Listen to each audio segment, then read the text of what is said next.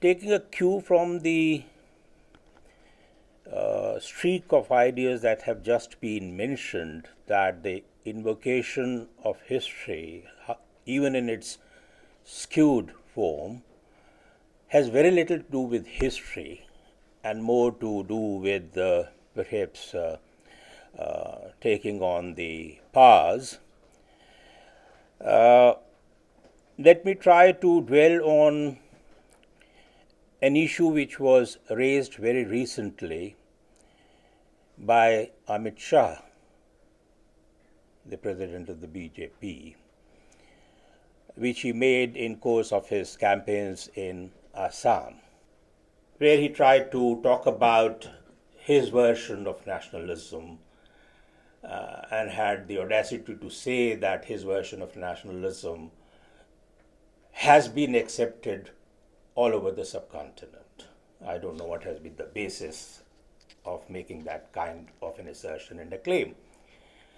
But as reported in the national dailies, I would like to quote from one such report. Debate on nationalism that has arisen, this is attributed to Amit Shah, has come out of lack of commensurate words in English language to capture certain concepts. And he goes on to say, and I quote, the confusion that some people have over the question of nationalism stems from the positing of the concept of what constitutes a state. We are a Rashtra. There is no word in English to explain that concept of a cultural whole. For Amit Shah, Rashtra is a cultural whole. Any one of us who is familiar with the basic ideology of RSS would not find anything new in this kind of assertion. I would take a cue from the manifesto of the BJP in 1998.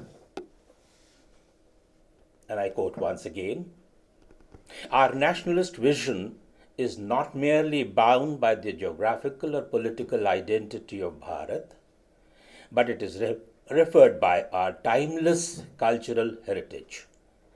This cultural heritage, which is central to all regions, religions, and languages, is a civilizational identity and constitutes cultural nationalism of India, which is the core of Hindutva.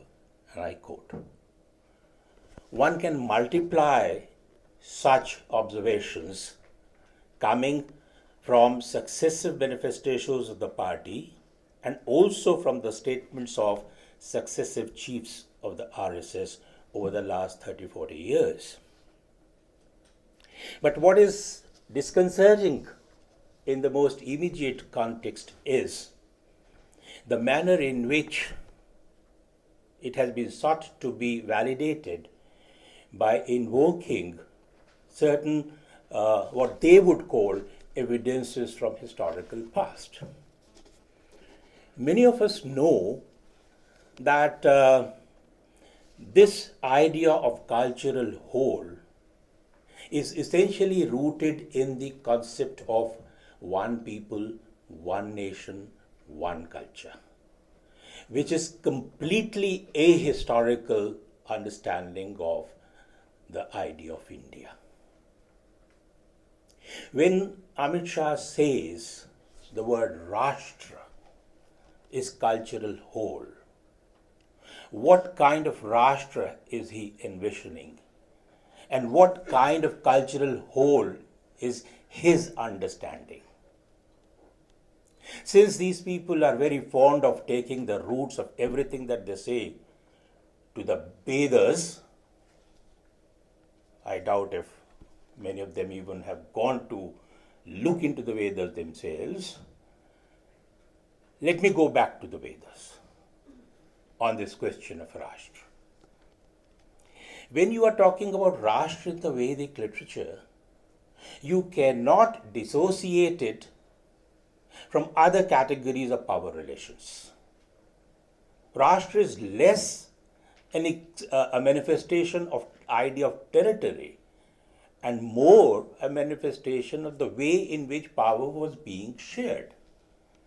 And within the context of the Rashtra was embedded the notions of Varna, class and caste, and also, very significantly, the notion of the household, the graha, and which is rooted in a very high level of paternalism. It is paternal graha. Mother element is out there.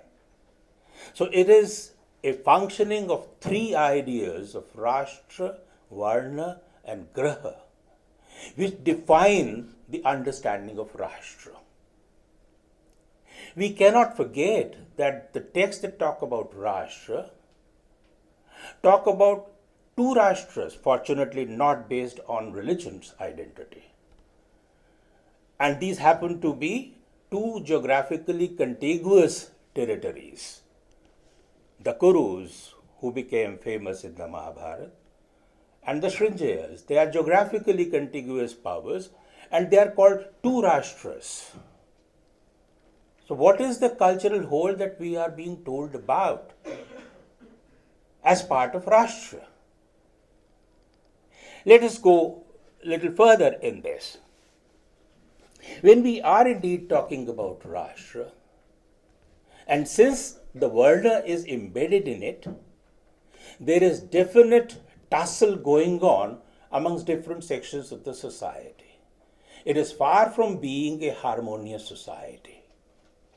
The Kshatras with whom the Rashtra is equated, Kshatra is Rashtra, so the Vedas tell us. And Kshatra represents the Kshatriya power, the upper echelons of the society. And the Purohit, the priest, that Purohit is instrumental in bestowing all kinds of powers on that Kshatriya. Between them, they become the exploiters of the common people, the Vish. So Kshatriya, who is symbolizing Rashtra, is also called Vishamatta, the eater of Vish, the exploiter of Vish. That's the Rashtra, the exploitative nation.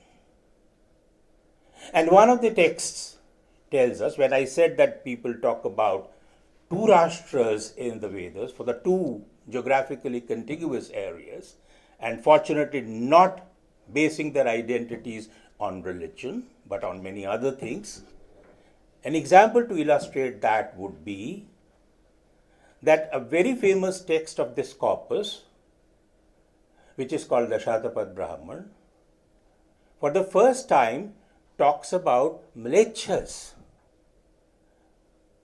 I'm not sure how many of people present here would know that mlechas had very little to do with so-called foreigners or Muslims or the Greeks and the Yavanas and so on and so forth. Long before these people came to the subcontinent, the word mlecha was used in the Shatapad Brahman for people who represented different cultural strains. One of that element was that they were not speakers of Sanskrit language. And secondly, their burial practices were different from those of the people who preferred to make use of Sanskrit. So there were different linguistic communities within the Rashtra, and they distinguished themselves on that basis. So it is not the talk of two Rashtras based on two distinctive religious identities, but in terms of many other cultural variants.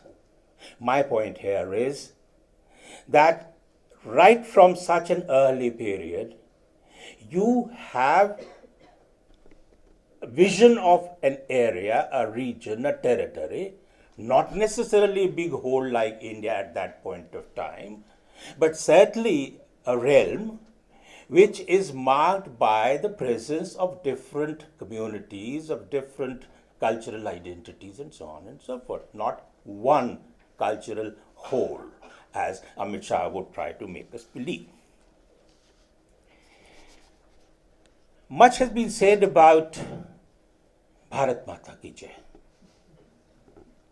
and people are being bullied to say Bharat Mata Ki Jai and prove their nationalist credentials.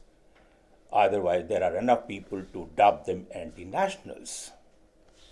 Where does this Bharat Mata come from? Where does this idea of Bharat come from? What kind of illusions we have in textual resources at our disposal? What I could really locate is that perhaps the earliest illusion that one can find about this word is to be found in an inscription which is generally dated in 1st century BC. And mind you, this is not an inscription in Sanskrit with which our present people in power obsessed. They would like to Sanskritize everything. The 1st century BC inscription is in Prakrit, and it talks about Bharadavas, which has been taken as Bharatvash. But when it talks about Bharadavas, it is only talking about a region which is confined to coastal India, and it is coming from the inscription of a king who ruled over Kalinga or modern day Odisha at the most, though Kalinga was not even whole of modern day Odisha. And even when he is talking about his conquest in Bharadavas, he is excluding Magad or modern day Bihar out of it. BJP has come to occupy power in Assam now. But if you go to the Vedic texts, their geographical vision, whether you are talking about Rigveda, the earliest of the Vedas, or subsequent texts, pick up any text.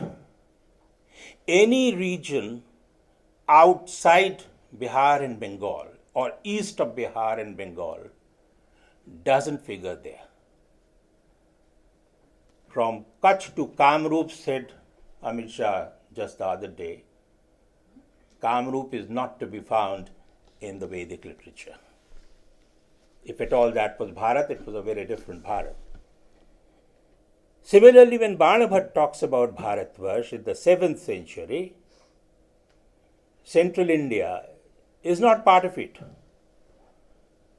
Though he is fully familiar with the place called Ujjain, but that's not part of it. Then we go on to talk about mythical notions like Jambudweep, which is more a cosmological understanding of that area rather than true geographical delineation of the region. And even when people are talking about Jambudweep, as Emperor Ashok himself did in his inscriptions, there are a large part of areas in deep south which are out of that Jambudweep notion.